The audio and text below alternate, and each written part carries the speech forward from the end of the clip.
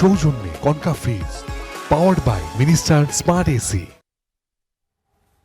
বিরতির পর আরও একবার আমন্ত্রণ জানাচ্ছি ঈদের বিশেষ আয়োজন প্রজাপতির ঈদ আনন্দে। আপনাদের সঙ্গে আছি আমি আব্দুল্লাহ মাহমুদ এবং আমার সঙ্গে আছেন আমি সাজিয়া আফরিন। ধন্যবাদ এতক্ষণ সঙ্গে থাকার জন্য। সাজিয়া, আমরা কিন্তু বেশ এর আগেও শিশু মেলাতে গিয়েছিলাম, সেখানে মানুষের ঈদ উদযাপন দেখছিলাম। এখন আমরা কলাবাগান যাব। কলাবাগানে আছেন আমাদের সহকর্মী মাহফুজা মুসলি, তার সঙ্গে যুক্ত হব। সেখানকার ঈদ উদযাপন কেমন চলছে, চলো আগে সেটা দেখে আসি, তারপরে আপনি কিন্তু জানেন যে সকাল থেকেই রাজধানীর বিভিন্ন বিনোদন কেন্দ্র একেবারেই উৎসব মুখর হয়ে আছে।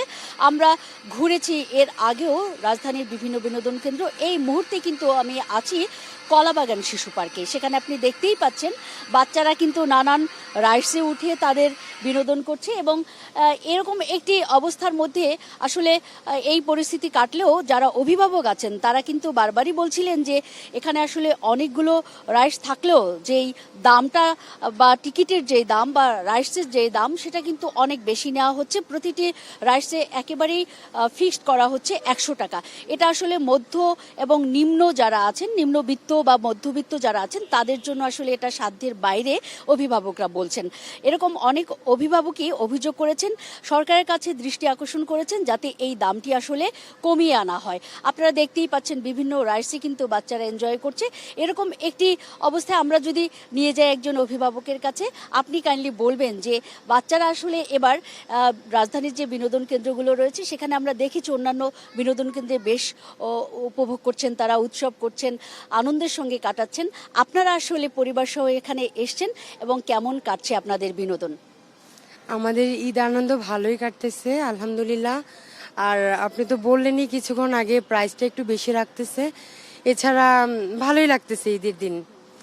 আর আমার আব্বু আম্মু আমাদের থেকে অনেক দূরে থাকেন, প্লাস আমার আপুরাও আছেন অন্যান্য যারা ঈদে যাদেরকে আমি ঈদে ব্যস্ততার কারণে ঈদ মোবারক জানাতে পারিনি।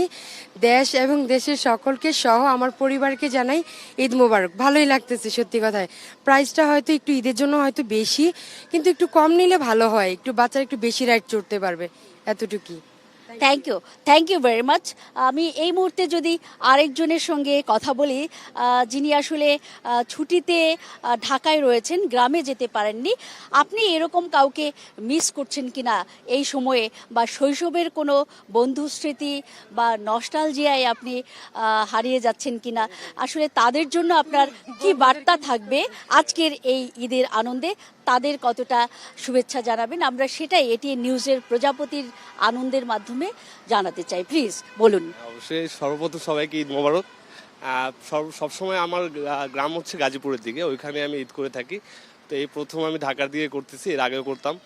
তো এখন সবচেয়ে বেশি মিস করছি আমার বন্ধু বান্ধবকে, ওই এলাকার যে বন্ধু বান্ধব ছিল, আর আব্বু আম্মু নেই, ওদেরকে মিস করা। এছাড়া মোটামুটি সবাইকে নিয়ে ঘুরতেছি। আজকে ঈদের তৃতীয় দিন হিসেবে মোটামুটি ঘোরা হয়েছে। ঢাকার মতো কয়েকটা সেক্টরে ঘুরেছি আমরা, লালবাগ, আহসান মঞ্জিল সহ কয়েক জায়গায় ঘুরে এখন আসছি আসলে বাচ্চাদেরকে নিয়ে এখানে ঘুরতে। সব মিলিয়ে ঠিক আছে, ঈদ আনন্দ মোটামুটি ফাঁকা, ঢাকা শহর ঘুরতে ভালো লাগতেছে। অন্যান্য যে বিনোদন কেন্দ্র সেইগুলোতে আসলে যেসব শৃঙ্খলা দেখেছেন তার চেয়ে বিপরীত কোনো অভিযোগ করা যায় বা আসলে শোধরানো যায়, কর্তৃপক্ষ শুধরে আপনাদের যেই গণবান্ধব যেই শিশু পার্ক সেটি করার ক্ষেত্রে কি কি করতে পারে, সেরকম কোনো সংকট বা অসঙ্গতি লক্ষ্য করেছেন কিনা বিনোদন পার্কগুলোতে? একটু যদি জানিয়ে দেন সবার কল্যাণে। সরকারের কাছে আপনার কোনো দাবি আছে কিনা এক্ষেত্রে ইমপ্রুভমেন্টের জন্য? আসলে বিশৃঙ্খলাতে এবার বলতে ঈদে তেমন একটা থাকে না। মেনলি প্রবলেমটা আমি ফেস করেছি মিরপুরে যে চিড়িয়াখানাটা আছে ওইটা ছাড়া মোটামুটি আমি অন্য কোথাও আর কোনো সমস্যা পাইনি। ওখানে কি ধরনের সমস্যা পেয়েছেন? চিড়িয়াখানাটার ভিতরে ঢুকার আগেই যে বাইরে একটা বিশৃঙ্খলা থাকে, বাইরে যে দোকান টোকান থাকে ওদের ওইখান থেকে খেতে হবে এবং খাওয়া দাওয়া করলে টাকাটা বেশি রাখে। এটা মনে হয় অনেকেরই অভিযোগ, হয়তো অনেকে বলতে পারে না। আমার কাছে এটা সরাসরি আমরা ফেস করেছি এরকম যে আমরা খাওয়া দাওয়া করতে গেলাম, চিড়িয়াখানা ঘুরে বাইরে এসে খেলাম, হয়তো 120-130 টাকা খেয়েছি, বিল হয়ে গেছে 750। এটা অবাক লাগলেও তখন ওটা দিতে বাধ্য ছিলাম, ওদের একটা জোট থাকে। এছাড়া আমার কাছে ওভারঅল সব দিকে ঠিক লেগেছে। আর ঢাকার যানজট তো ঈদের সময় থাকে না, ওই জন্য ঘুরতেও ভালো লাগে। আর এমনি এই পার্কগুলোতে সাধারণত সম্ভবত আমি এখানকার টিকিট 50 টাকা থাকে, এখন 100 টাকা। এই ছাড়া মোটামুটি আর কোনো প্রবলেম দেখতেছি না। Thank you very much. জি, দর্শক আপনারা কিন্তু দেখছিলেন যে ঢাকার বিভিন্ন বিনোদন কেন্দ্রের আজকের যেই পরিস্থিতি সকাল থেকে, তবে যেসব অসঙ্গতির কথা একটু আগেই এখানের দর্শনার্থীরা জানালেন, সেই দর্শনার্থীরা কিন্তু এটিও অভিযোগ করেছেন যে আসলে এখানকার পরিষ্কার পরিচ্ছন্নতার যে বিষয়টি থাকে, স্বাস্থ্যসম্মত যে পরিবেশ, সেটিতেও কিন্তু কোনো কোনো পার্কে ঘাটতি রয়েছে। আর এক্ষেত্রে কিন্তু তারা বারবারই সরকারের নজরদারি আশা করেছেন। দর্শক, আজকের এ পর্যন্ত রাজধানীর বিভিন্ন বিনোদন কেন্দ্রের খবর ছিল আমার কাছে এ পর্যন্ত। তবে পরবর্তী সময়ের যে খবরগুলো, সেখানে কিন্তু আমরা অন্য কোনো বিনোদন কেন্দ্রের ভিন্ন কোনো খবর জানাতে আপনাদের আবারও সংযুক্ত করব। সে পর্যন্ত আপনারা সবাই এটিএন নিউজের পর্দায় থাকবেন। অসংখ্য ধন্যবাদ মাহফুজা মুসলিহি।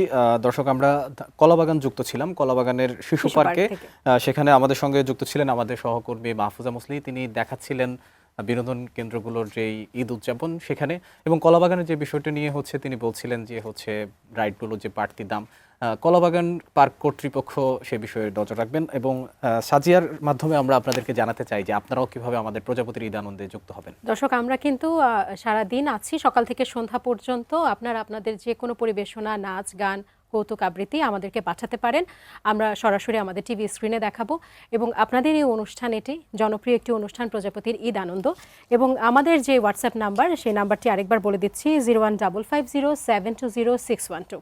দর্শক, এই মুহূর্তে আমরা খুলনার একজন ভাইয়া আমাদেরকে পাঠিয়েছে একটি গান, বিপ্লব কবিরাজ, তার গানটি এই মুহূর্তে আমরা দেখে আসবো। ঈদের শুভেচ্ছা, ঈদ মোবারক। আমি বিপ্লব কবিরাজ। শিল্পীর ঘরে জন্ম, তাই শিল্পী হয়েছি। সঙ্গীত তাকে সারা জীবন সঙ্গী করেছি। শিল্পীর ঘরে জন্ম, তাই শিল্পী হয়েছি। সঙ্গীত তাকে সারা জীবন সঙ্গী করেছি। জীবনে যত দুঃখ, যত কষ্ট পেয়েছি, সুরের মাঝে ডুবে গিয়ে সবই ভুলেছি। এই গানই আমার জীবন মরণ, গানই আমার প্রাণ। আমার বাবার মুখে প্রথম যেদিন শুনেছিলাম গান, সেদিন থেকে গানই জীবন, গানই আমার প্রাণ। আমার মায়ের আদেশ, বাবার মতন গাইতে হবে গান। সেদিন থেকে গানই জীবন, গানই আমার প্রাণ।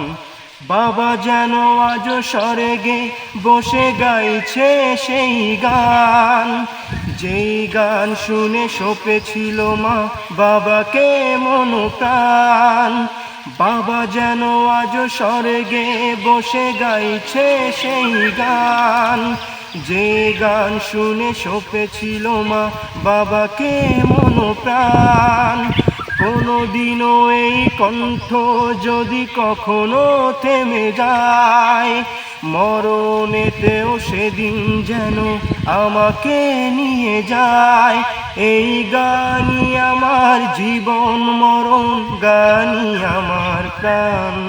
আমার বাবার মুখে প্রথম যেদিন শুনেছিলাম গান, সেদিন থেকে গানই জীবন, গানই আমার প্রাণ। আমার মায়ের আদেশ, বাবার মতো। খুব সুন্দর একটি পরিবেশনা দেখলাম। আসলেই। আমাদের এন্দ্রকিশোর প্রয়াত কিংবদন্তি, সিনেমার কিংবদন্তি শিল্পী, তার একটি গান আমরা আমাদের খুলনার একজন ভাইয়া বিপ্লব কবিরাজের কাছ থেকে শুনছিলাম। এন্ডুকিশোর কিন্তু মানে শিল্পীদের মধ্যে যে মানে কিংবদন্তি একজন শিল্পী বলা যায়, এবং তার বেশ কিছু জনপ্রিয় গান আছে যেগুলো শুনলে এখনো মনে হয় যে হচ্ছে আমরা 90s এর ইয়াতে বসবাস করছি।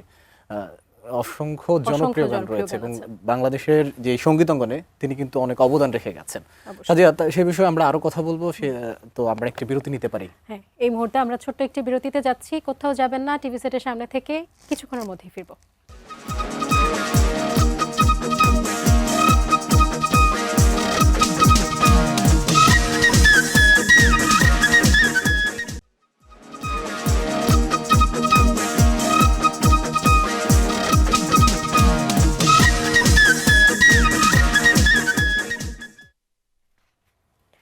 বিরতি থেকে ফিরে এসে আবারও স্বাগত জানাচ্ছি ঈদের 5 দিন ব্যাপী জমজমাট ঈদ আয়োজন প্রজাপতির ঈদ আনন্দে। সঙ্গে আছি আজকে আমি সাজিয়া আফরিন এবং এবং আমার আমি সাথে আছে- আব্দুল্লাহ মাহমুদ।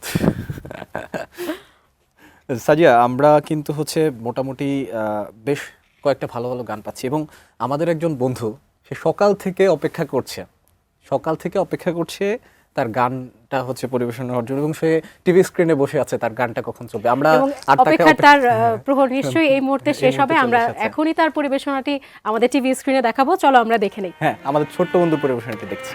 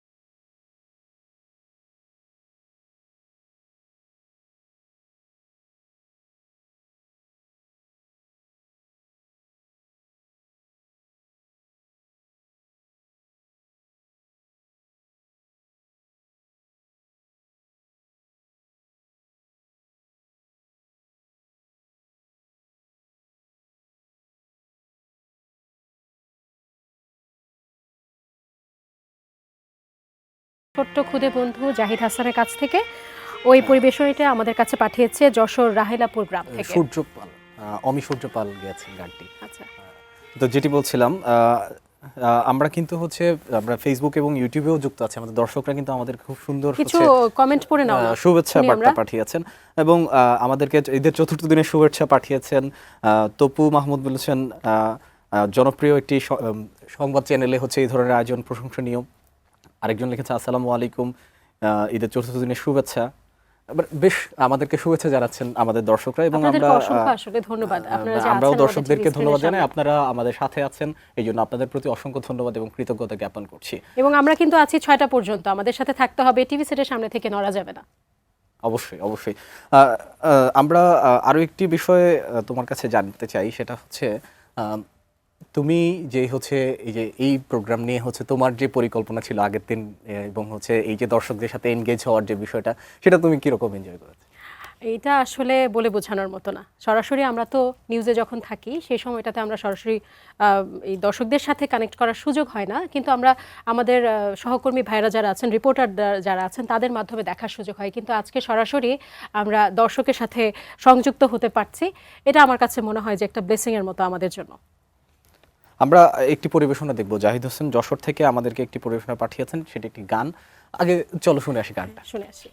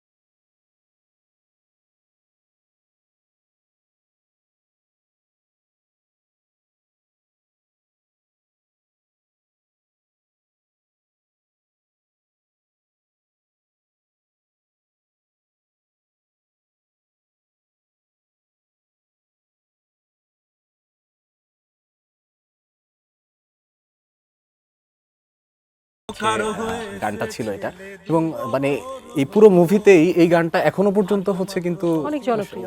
মোটামুটি সবার মুখে এখনো আছে। এবং এই গানটার কাছে মধ্যে আমার কাছে মনে হয় যে বিশাল একটা ইমোশন এটার মধ্যে। অবশ্যই বাবা নিয়ে যেহেতু গান। বাবা নিয়ে যেহেতু একটা সফট কর্নার সবার। একদম। সাজিয়া, যে বিষয়টি বলছিলাম, দুঃখিত, তোমার যে ঈদ উদযাপন নিয়ে আমরা কথা বলছিলাম এর আগে, এখন আমাকে তুমি বলো, সেটা হচ্ছে এই যে ঈদের খাবার দাবার তুমি তো খাওয়ালে না আমাকে, আমি বাসা থেকে নিয়ে আসছি, সেগুলো তোমার সে বিষয়ে আরো বলবো, সমস্যা নেই।